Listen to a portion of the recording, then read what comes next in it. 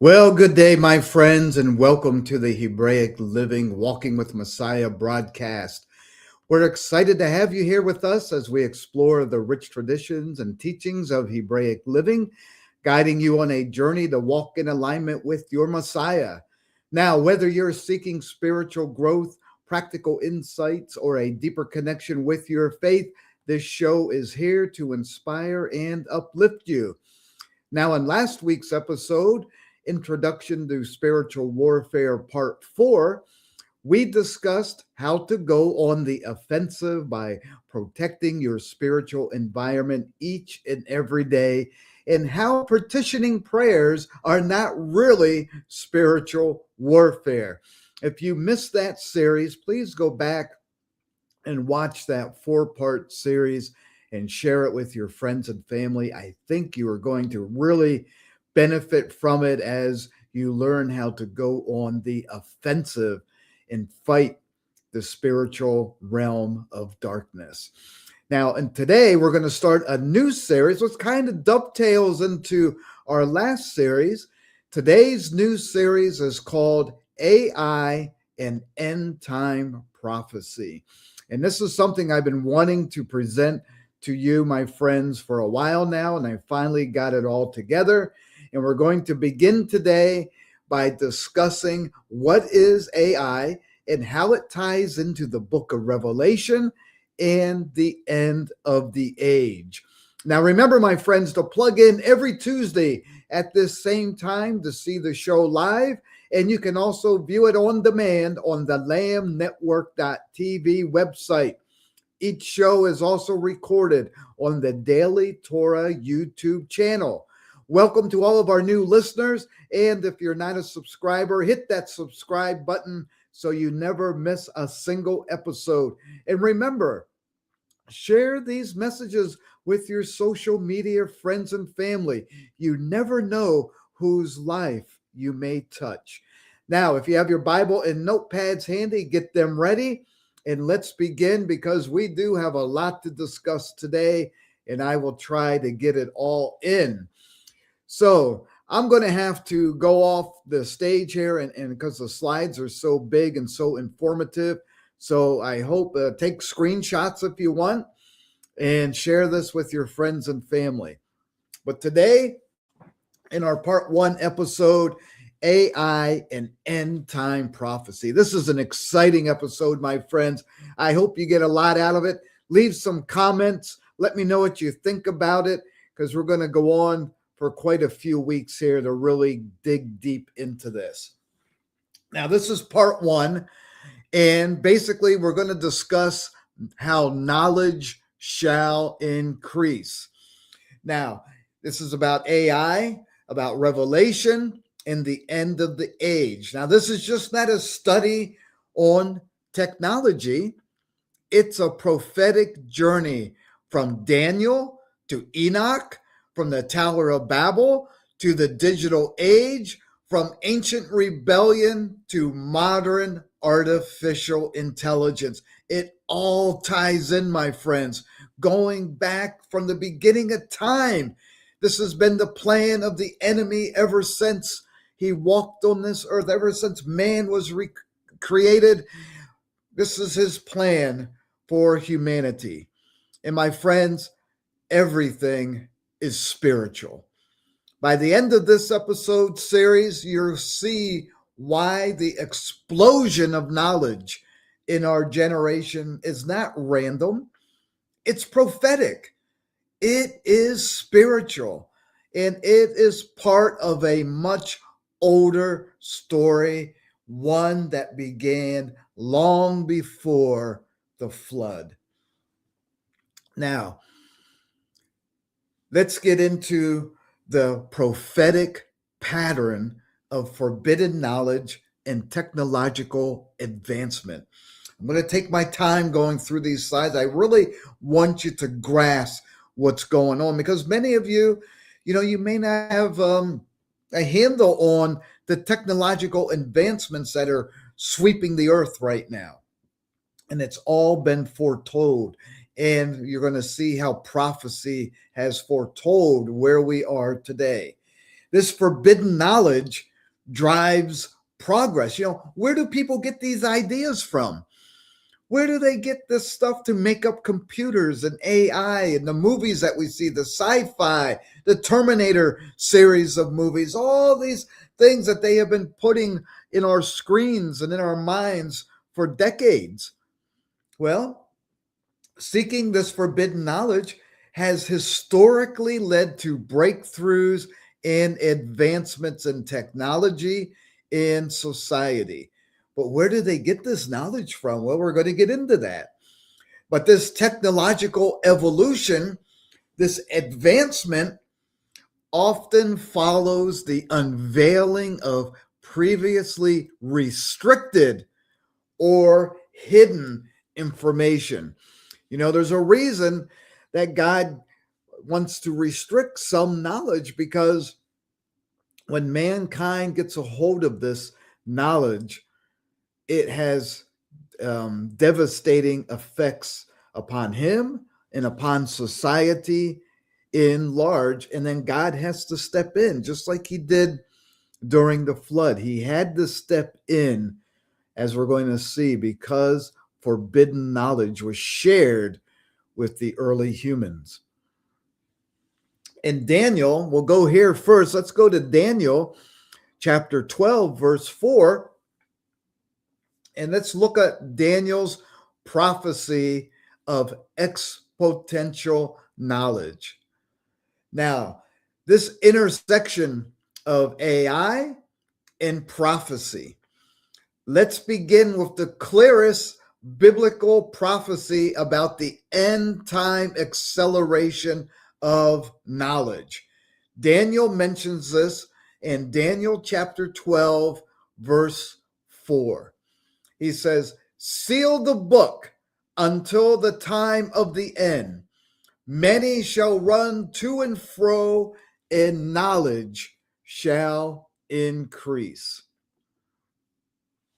Now, my friends, let's explore some of the Hebrew concepts here and from Daniel 12, verse 4. This meaning of da'at, which means knowledge. Da'at represents knowledge, awareness, skill, and discernment, suggesting a deep and insightful understanding rooted in experience. The meaning of terbe, which means increase. Terbe refers to multiplying or growing exponentially, emphasizing abundance and increase beyond measure. You understand this explosion of knowledge, this explosion of understanding in the world around us, how things are multiplying beyond our control, it seems like. As soon as a new technology comes out, it's obsolete, right? And another takes its place as fast as it can come out. Man continues to increase and build upon the knowledge and the foundation, and it's getting faster and faster and growing at a tremendous speed in the world right now. My friends, this is spiritual and transformative power that we see happening before our eyes. These combining of these concepts shows the transformative nature of learning and spiritual growth in the Hebrew tradition. My friends, Daniel is describing a runaway, compounding explosion of knowledge, both good and evil. The exact pattern we see today. right? Many of you are probably dabbling in AI right now, maybe ChatGPT, maybe Grok, maybe Gemini, and you're using it to, you know, do searches, increase your knowledge, maybe put some things together. I used it for this presentation. I was able to go out and research things from all different sources much faster than opening up the books. Not that I used it all for this, but it helped put things together. Now you can create images, right? So easy.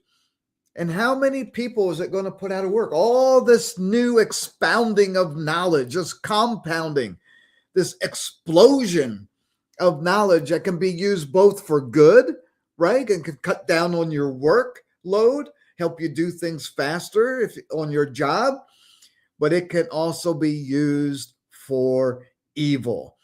And mankind, through demonic activities, always finds a way to use what could be used for good to be used for evil. And we're going to see that explode around the world also. So let's look at the historical acceleration snapshot here. So let's go back and look at the early transportation methods. In 1800, travel depended on horses and carriages, setting the stage for future advancements in mobility. Then by 1900, we had the automobile revolution, and the automobile transformed transportation, enabling fast and more efficient travel across long distances. And then we had airplanes, and then we had the space exploration leap, right? We had trains before that. Little by little, things progress faster and faster. And now, by 1969, the moon landing represented an extraordinary leap in human ingenuity in the age of space exploration. Now we've launched out like the Voyager probes out into the outer reaches of our galaxy, right? And they continue to send back radio transmissions from space. Look at the Hubble telescope and how we can see far into the distant galaxies now, and we can see all the beautiful galaxies, even the birthing chambers of galaxies that are still forming, the nebulas, all the beauty that's in space that God created when he said, bara, it's still expanding. They talk about the Big Bang Theory. Well, that was God speaking and creating, and the universe is still expanding today. We'll never be able to reach the limits of it. It's too vast. And God created it all. It just didn't happen by circumstance. This earth just didn't happen to come into existence. This little speck in the galaxy with its perfectly balanced environment that can maintain life and have water and grow food, and we reproduce and we have intelligence, and we can go out and look at the stars ourselves and try to have some understanding on how they were formed and created. God created us in his image so that we too could have creative ability. And this is where the demonic realm enters in, because they too have a plan to use humans for their own purpose and for the demise of God's children upon the earth. Now, this digital and biological transformation, since the 1990s, we have the internet, and now we have artificial intelligence. Now we have quantum computing, which is going to be the next big explosion of knowledge. You know, if you ever watched Ant-Man and Quantumania, you know, they went into the quantum realm. You have a little bit of a taste. Evil always tells us what their plans are before they do it. And so they've been pushing the Terminator series. How long ago did that first movie come out? Right? And then artificial intelligence. You know, there was movies on AI and humanoids and robots and iRobot and all these movies that were psyching us up for the age that we are in now. Remember Star Trek?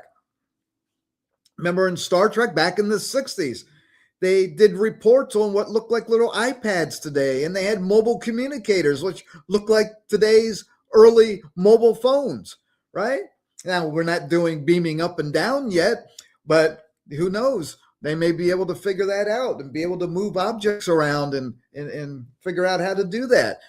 What I'm saying, though, is this technological advancement, the evil one has already put it into the hearts and minds of movie producers, because he is the prince of the power of the air, right?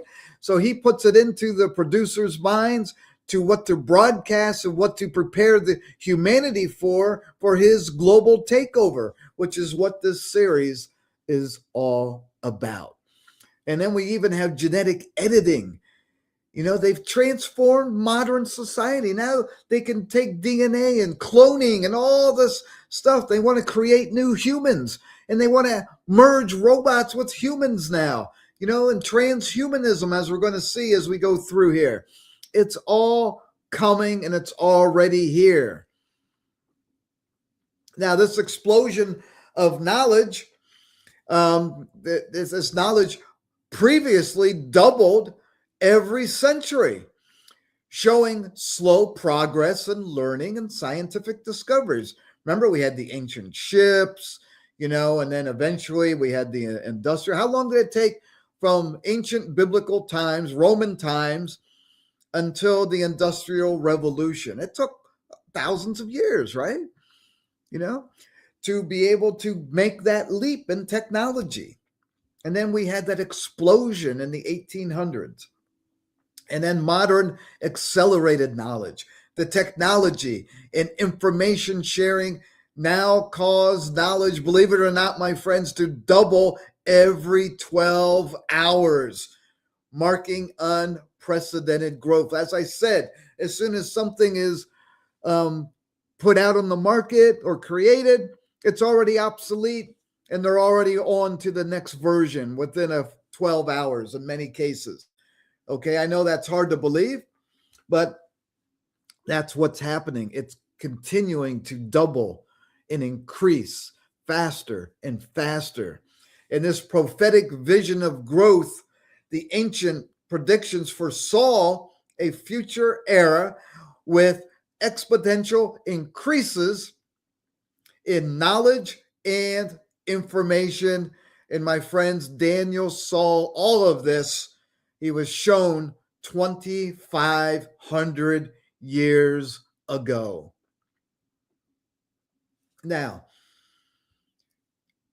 anticipating this knowledge eruption, this era of expanding knowledge, the Talmudic and Rabbinic thinkers foresaw a time when both spiritual and secular knowledge would dramatically increase. The prophetic interpretations were already seen by the sages. They interpreted the ancient texts as predicting an age of unprecedented insight and revelation for humanity, right? We're starting to understand the ancient texts more and more. A lot of the ancient prophecies that before we just couldn't understand, especially in the book of Revelation, how it's all going to come to pass. Well, the technology that we have in the world today is bringing those prophecies to life. And then Judaism values lifelong learning, right? I'm president of the Messianic Discipleship Institute, and that's our motto: become a lifelong learner. And you can go to our website at mymdi.org, and you can see we have hundreds of courses there. We have some free, some paid. You can take a certificate in Messianic studies. You can get a doctorate's degree if you want.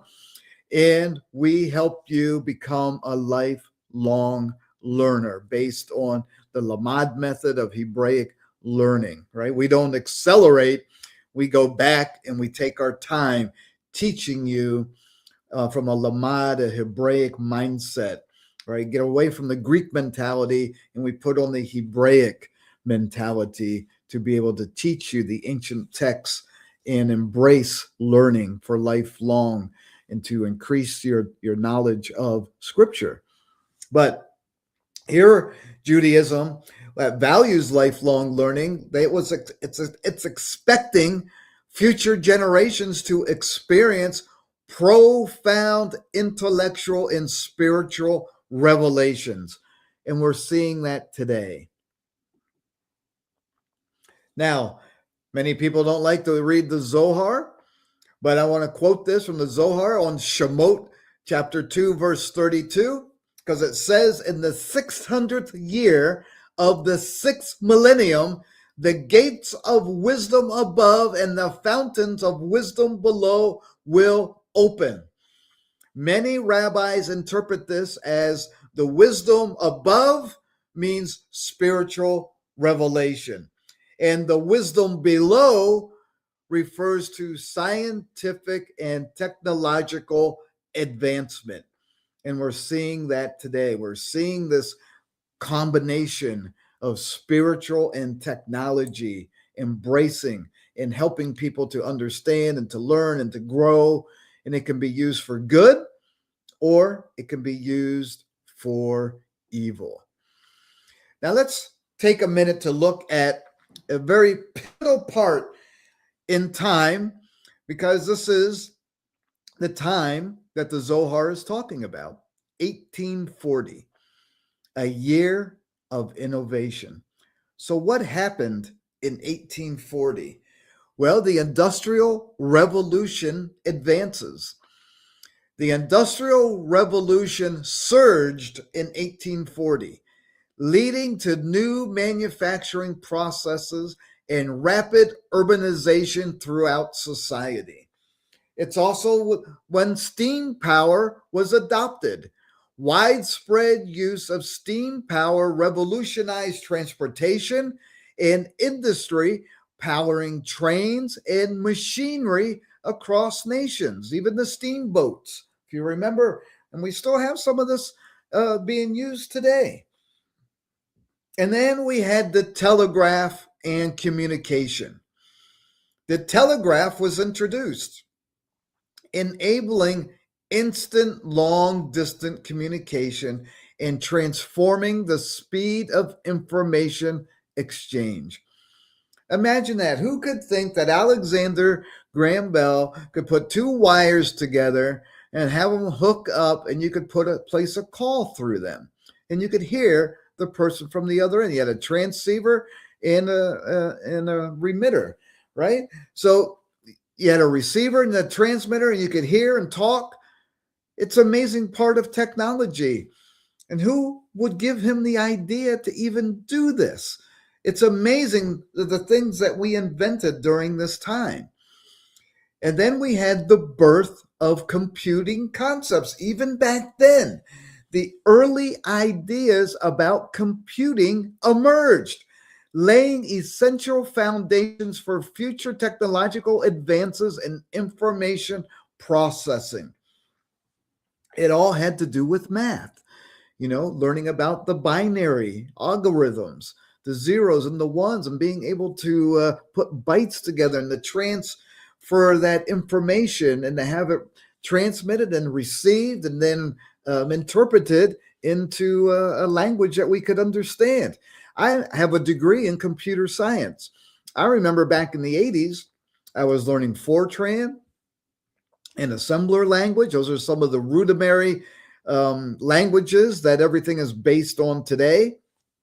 I had BASIC. I used to program DOS. Remember the old DOS computers? I worked on the original IBM PCs, right? No hard disk. They just had a floppy drive back then, and everything was written to the floppy drive. And then it just kept advancing. The next thing you know, we had the 286. Then we had the Intel 386. Then we had the 480. And then the Pentium. And now we have these fast Intel chips and AMD chips. And now we have quantum chips. We have NVIDIA making all these chips that are far surpassed. Even your iPhone that you have today has more computing power than the old Cray computers had. They used to fill up a whole room for NASA to be able to track things. Now all that power is contained in your little iPhone. So it's amazing the technological advances that we have made in a very short period of time, 50 years, right? So what we see, my friends, is we have a dual outpouring of our time. We have a spiritual awakening. The sages believed the final generation would be marked by a dual outpouring, a spiritual awakening and technological upheaval. And that's exactly what we're living in. I remember during the dot-com era, some people made it, some people didn't. Even today, some companies that you would think would be in these transformative stages of advanced technology are no longer in the market. But now we have new companies coming on board with these new technological advancements. And we are witnessing, my friends, this rapid technological change. And we're witnessing this unprecedented advances in artificial intelligence. If you started using AI just like a year or so ago, it's already leapfrogged and double the capacity and double the ability to be able to produce results that we didn't have before. And it continues to increase with each generation, each iteration of that new technology as it's being released. And so we see this advances in artificial intelligence and digital connectivity transforming society at a rapid pace. And we see it all around us. Now, what about this balancing of technology and spirituality? Well, this era challenges us to integrate technological progress with spiritual growth, aiming for a more balanced and meaningful future. Remember, years ago, we just had the little Bible apps on our phone, right? And on our computer, and we had like Bible Gateway, Bible Hub, we had eSword, we had all these early Bible tools that we could use to look up scripture. And now they're on our phone, and now we can use Chat GPT or Copilot or Gemini or Grok to find us all the scriptures on a certain topic. Before we had like Nave's topical Bible, and we would have to go through those references with paper. And now everything is so technological advanced, and you can copy and paste, and you can send it to friends. You can make videos. You can make pictures and images. You can do all kinds of things now with technology for good, and spreading podcasts like we're doing here, right? We're using this technology right now to be able to spread this podcast and put it on YouTube and on the Lamb Network, and it's shared all around the world. Before, you would have to travel to places and preach from from an amphitheater or someplace like Paul did. You have to travel around and preach and write letters and have those letters sent and shared with believers. Well, now you can do that on Zoom, right? You can have Bible studies halfway around the world with Zoom and have people plug in. So all this technological advances that we have today, we see in the world around us. It's already here. Now, this is where it starts to separate. We have to understand, my friends, that yes, technology can be used for good and for evil. And this tech rebellion that we see today began at the Tower of Babel. It was the first technological singularity. The Tower of Babel represents humanity's earliest attempt to transcend natural limits through technology and innovation. It posed rebellion against authority. This collective ambition challenged divine boundaries, showing how technological advancement can lead to rebellion and transformation. And we saw this in the Obama and Biden era in the West, right? And we see it in the UN today. we see this technology being used in a perverted way. And they want to have one language. They want to have one plan, one global government. And they want to control you, my friends, with the power that they are giving themselves, right? This transformation has consequences. Innovation brought profound change, with the Babel story highlighting the risks and outcomes of surpassing set limits, as we're going to see as we go through this journey together.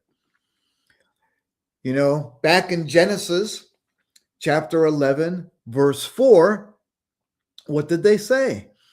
They said, "Let us build a city and tower whose top is in the heavens." Now, many believe that there was a twofold thing here. They wanted to rebel against God. They wanted to reach the heavens. They wanted to get into heaven and get off of earth and dethrone God. But also, they wanted to set up a tower that was high enough that if God ever flooded the earth again, like he did during the time of Noah, they would survive. And that was one of their real reasons. They thought that if they unified, they could rebel against God, they could save themselves by building this high tower. And if he flooded the earth again to try to destroy them, they would be saved. And how many movies and how many secret documents have we seen where today, if you see that picture on the right, it's in Belgium, right? And that's their Tower of Babel today, right? And the UN meets there, and they have all this 2030 plan, and they have all these plans to have to wipe out a large percentage of humanity. And they also have a plan to create arks, right? Like Noah, right? You've heard about the ark. You remember seeing that movie where they created the ark, and they were hidden in caves, and they had all these supplies of food and water, and they were nuclear powered, and they were going to be able to last. I think there was like two movies. One, they were able to last the floods, like submarines and ships. They could float upon the earth and out in the ocean. And there was also ones that they could go into space. And remember that movie? I think it was a Pixar movie, Wall-E, where they were shipped out in space and they were able to eat and live in space until the earth was being able to be re-inhabited. Well, they're planning all this stuff. We know they are. There's so many leaks out there that they know that they're doing this, and they want to destroy humanity. That's why they came up with COVID. They were thinking they could wipe out a lot of humanity, take over the world, build their arks, save all the elites and the globalists, and they could all live in, protection and have enough food and water to eat and resources to maintain their lifestyle, but God usurped them just like he did in Babylon. He confused their language and everyone was scattered around the world. Well, God steps in when he has to step in. He lets mankind get to a certain point, and then he steps in and he says, enough is enough, and he disrupts the plans of mankind and the globalists and those who seek to rebel against God. So if we look at some of these Hebrew terms in Genesis, this Hebrew word migdal means a multifaceted structure. Migdal in Hebrew refers to a tower, a platform, or fortress, emphasizing its architectural and symbolic versatility. Now, the term Naaseh Lanu Shem means self-exaltation. They said, let us make a name for ourselves. And it expresses self-exaltation, self-deification, and the desire for lasting reputation or legacy. This is where transhumanism gets its roots from. And then They wanted to transcend the limits through technology. You know, Babel was humanity's first attempt to use technology to transcend human limits and become like gods. Today, AI and transhumanism echo the same ancient impulse. My friends, nothing has changed. There's nothing new under the sun. Same plan from the beginning in Babel with Nimrod and all his followers is the same spirit that lives with us today. Nothing has changed, and nothing, the goals are the same here now as what we see back then. Now let's go back even further to Enoch. Okay?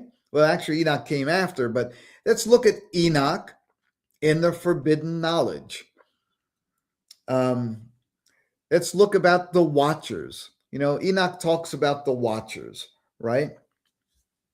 Actually, Enoch came before Noah came. Nimrod and Babel came after Enoch. If you don't have the book of Enoch, I recommend getting a copy of it. I don't know why it wasn't in the scriptures. It should be. It's one of the most fascinating books, and it really fills in a lot of the missing material that we're seeking. So this forbidden knowledge that Enoch talks about, well, during his time, and it talks about it in Genesis, it talks about the watchers, right?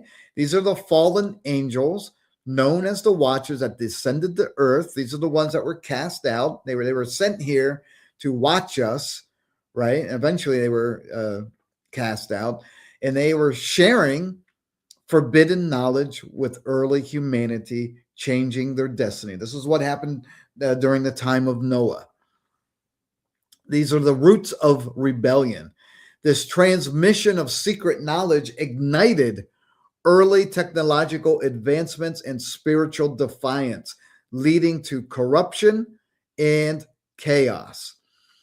And it had spiritual consequences because seeking hidden wisdom brought about spiritual consequences, illustrating the dangers of transcending divine boundaries in ancient times. So for us to truly understand the spiritual roots of technological rebellion, we must go back before Babel, before Abraham, before the nations were divided. We must go back to the days of Enoch. Now look at what Enoch writes in 1 Enoch chapter 8. This is the gifts that the watchers gave to humanity. The watchers taught them the secrets of sorcery and occult arts. They taught humanity how to, they introduced them to magical arts that were previously unknown. Where do you think we get this knowledge from? Do you think we just made it up ourselves? No. Early humanity was given this forbidden knowledge. They were given weapon making and metallurgy. They revealed the art of weapon making and advanced metallurgy, enabling technological advances with profound consequences. Where do you think we get these weapons of warfare today? You think we just made it up as we went along? No, we were given this knowledge back during the early days, and now it has come to the fruition of where we are today. And then they taught them the cosmetics, right? It was like, oh, wow, well, cosmetics, what's so bad about that? But also they taught them astrology and divination. They taught these uses of root cutting and pharmakeia, right? That's where we get pharmacy from, and impacting society's moral and technological foundations. So not only was humanity being taught occultic practices and sorcery, but how to make weapons, and then about astrology and divination, and how to put spells over people and control other humans. Now, let's look at the Hebrew concepts that we're talking about here. This meaning of the word chokhmah. Chokhmah signifies wisdom, skill, or technological ability and can be used for positive or negative purposes. Now, the word Hamas, right? And we know about Hamas, right? But they usually spell it Hamas. But here we have the het in front of it. So we got Hamas stands for violence, injustice, or bloodshed. That's what that's what Hamas does, right? Over in Gaza. That's their whole purpose is violence, injustice, and bloodshed against God's people. And it reflects the negative aspects mentioned in the Hebrew scriptures. In Genesis chapter 6, verse 11, it says the earth was filled with violence, filled with Hamas. And then we get into the spiritual nature of knowledge. Knowledge is not always neutral. It can be spiritually weaponized, as highlighted in ancient Hebrew texts. The words that we speak out into the atmosphere have power.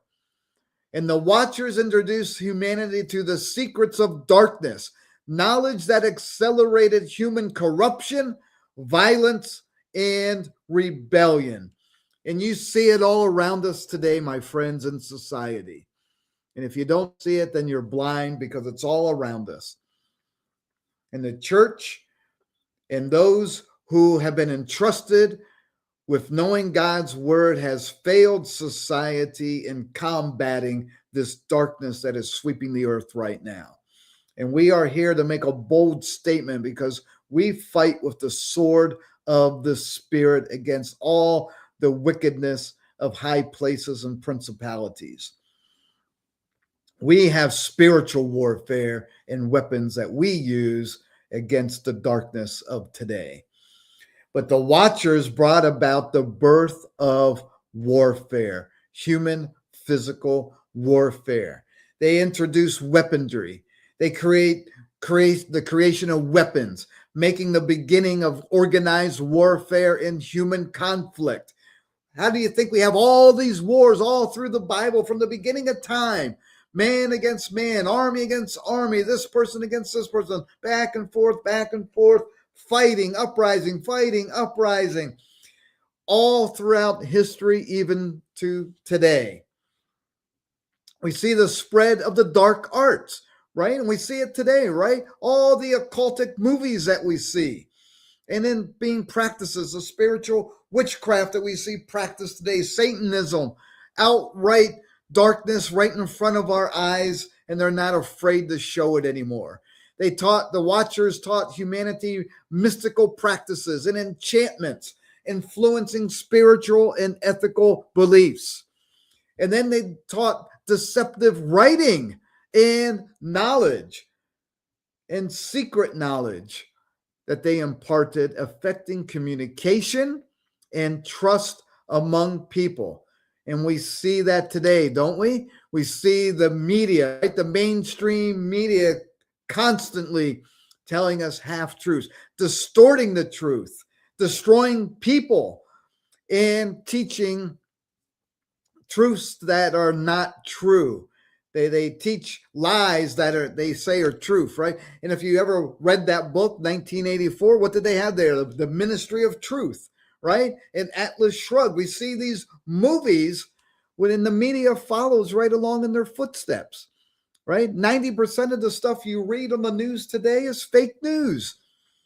So it's very, very hard with AI now, as we're going to see, to be able to discern between what's true and what's not true. And I listed some of the angelic realm here, Azazel. Azazel is mentioned in the Bible. It's mentioned in Enoch here. He's the one who taught humans to forge swords, knives, and shields. And then Gadriel taught warfare and how to kill. And Penumui taught deceptive writing. And Kazdejah taught the smiting of the embryo in the womb. They were even doing experiments with embryos back then. Crazy demonic stuff that was going on, and God had to put an end to it, and he did. That's why he brought the flood. So, my friends, this ancient technologies also led into corruption.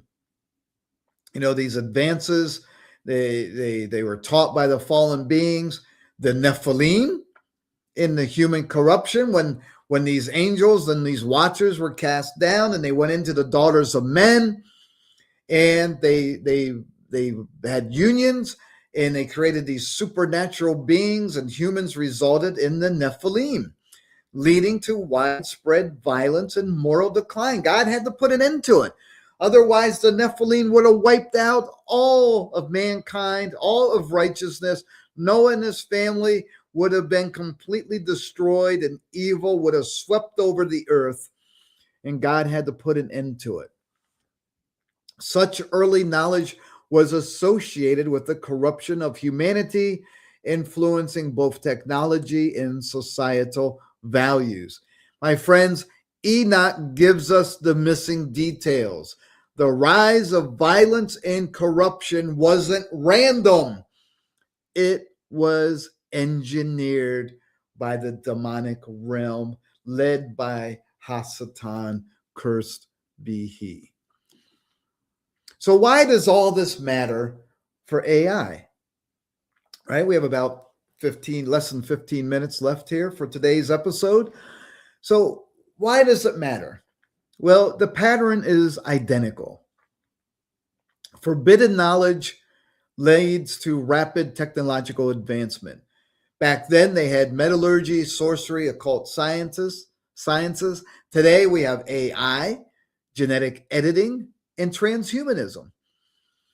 Knowledge without righteousness leads to corruption. Back then, they had global violence. Today, we have digital deception, cyber warfare, and moral collapse. It's all around us. And then point number 3, humanity seeks God-like power without God. Back then, it was the Watchers' knowledge. They had all this hidden knowledge that was taught in the angelic realm, and they taught it to humans, which was it was forbidden by God, but they did it anyhow. Well, today we have super intelligent artificial intelligence. We have AI, and soon to be on the scene, quantum computing, which is going to make AI look like the locomotive back in the 1800s. And then point number 4, Yeshua said that the last days would mirror the days of Noah. Enoch is the record of the days of Noah. My friends, the same spiritual force that corrupted humanity before the flood is resurfacing. This time through digital, biological, and artificial intelligence. Now, let's go to Daniel 2 in our remaining time, and let's look at the prophecy of hybridization, mingling with humanity. So Daniel 2 tells us what Enoch told us and what happened during the days of Genesis with this co-mingling of the Nephilim with humanity. Well, now we have the suggestion of a mingling between non-human influences and humanity, implying a mysterious union in end-time prophecy. The ancient patterns are being repeated. The prophecy connects with ancient patterns of hybridization, reflecting recurring themes in biblical history and revelation. And this has a supernatural influence. The vision highlights a supernatural or non-human presence impacting the course of humanity, central to Daniel's message. So in Daniel chapter 2, verse 43, it says, they will mingle themselves with the seed of men. Now, that word to mix is called yit aravun, to mix, interweave, or hybridize, suggesting integration or blending. The seed of mankind phrase is to mix with the seed of mankind, indicating fusion with human lineage. And then there's the theme of integration.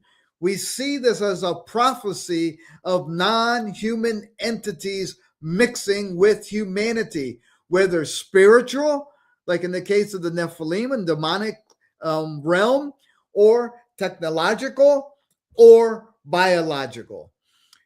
We have three places where mixing and mingling can happen. Now, merging with others, there's the parallels that we see today. We have this blurring biology and technology. We have neural implants, right? Elon Musk creating the neural implants, and other people are creating the same neural implants. And these AI human symbioses are merging biological and technological domains, transforming human capabilities, right? We see these movies like the cyborgs, right? You ever watch the Star Trek, The Next Generation, where they encounter the Borg and they would take the humans and they would fit them with different hybrid Borg technology? And this is what's happening today. And we see these in other movies also. So we're going to see cyborgs starting to come up on the earth around us. So keep your eye on it. It's probably already happening, and pretty soon we'll see it become more and more common. Redefining humanity. We have this genetic modification and synthetic biology challenge that challenges traditional concepts of what it means to be human, right? Men want to be boy or women want to be men. We got all these different transformations taken care of. Everyone's all mixed up. They don't know what they are. Well, and then we got like genetic splicing.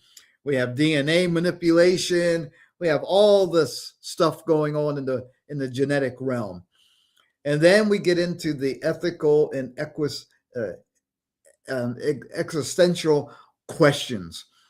Merging with radically different entities introduces deep ethical dilemmas for society and how we are to exist as human beings, right? We're all confused. Everyone's confused now of who they are and what they are. And they want to blend all this new technology and become like superhumans, better than what they are now, right? Well, this is all leading up to the birth pangs of Messiah. This societal and moral decline, the era before Messiah, is depicted as a time of growing insolence and widespread moral collapse throughout society. And no matter how well people today in the political realm are trying to make society a better place, we see the uprising of moral decay. We see the riots in the streets. We see the anti-Semitism increasing. We see all this debauchery going on. We see the Epstein Island stuff going on. We see all this pedophilia and this pornography and child trafficking. All this stuff that is happening beneath the surface is starting to rise up and trying to be influenced as societal norms. It is a moral collapse throughout society because mankind refuses to acknowledge their God, refuses to read the Bible, to accept Yeshua as their Messiah, and we are seeing the spiritual and moral collapse throughout society. We see it in the political and leadership corruption. How many people are on the take? Why do you think they pass all these nonsense laws? Because they're all getting bribes and kickbacks from all these interest groups. Government heresy and corruption in leadership become prevalent, undermining stability and trust in institutions. We see it all around us. Washington, D.C., Congress is a cauldron of demonic activity and corruption. I've never seen anything like it on the face of the earth in history today, but it is real, and we see it being unraveled, and we see it coming to the light even today. But then we have this normalization of deception, right? Deception becomes normalized. Truth declines, and global instability intensifies, echoing themes in modern technological upheaval. And so as we try to shine the light on this corruption and this moral decline, they go on the defense and end up trying to deceive us more and more until even believers don't know what's real and what's fake. My friends, in the book of the Sanhedrin in 97 verse A, it says, in the footsteps of Messiah, insolence will increase. The government will turn to heresy. Truth will be lacking. And we see that today, don't we, my friends? And then we get into this occult expectations of enlightenment. Now, I'll go through this really quick. We only have a few minutes left. But the new age and higher consciousness, these occult traditions anticipate a new age, encouraging humanity's evolution toward a higher state of consciousness and spiritual awakening.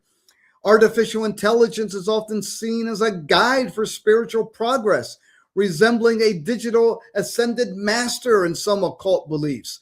And then we see this transhumanism, how it promotes the idea of self-deification, paralleling the self-exaltation described in ancient traditions like Babel.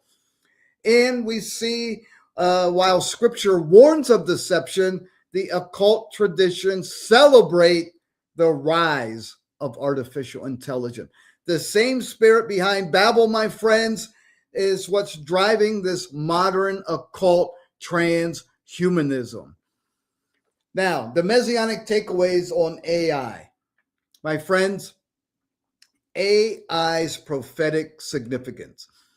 Artificial intelligence is viewed as a marker of key prophetic changes in the current era. Technology is not neutral, but it carries values, profoundly shaping societal norms and behaviors. As believers, my friends, we need to remain discerning and uphold covenant principles amid technological advancements.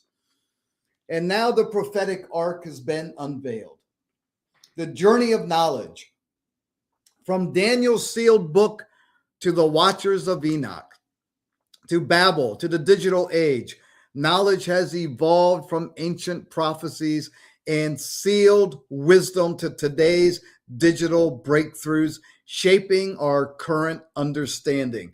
My friends, this rapid rise of knowledge in the digital age is seen as intentional. It marks a significant prophetic movement, and it signals that we are entering the final stages of this age.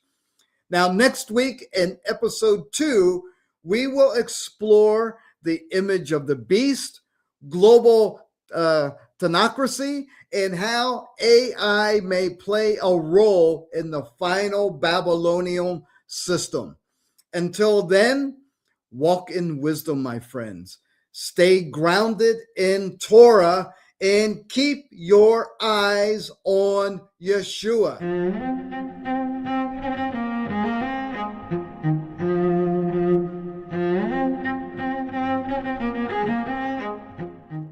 If you missed today's show or want to watch it again or want to tell someone where they can watch this episode, go to lambnetwork.tv, where you will find this show and all the other live Lamb Show archives in the on-demand section of the website. Thank you for watching, and don't forget to tell someone about the Messianic Lamb Network.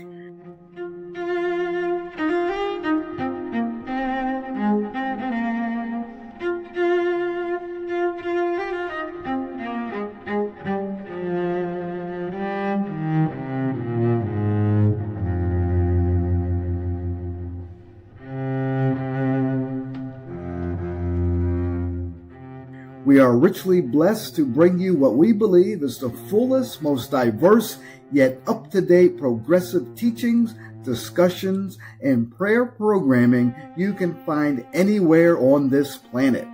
Be sure to take the tour of the lambnetwork.tv website. I'm Jeffrey Clark. Thank you for joining us on the Messianic Lamb Video Network.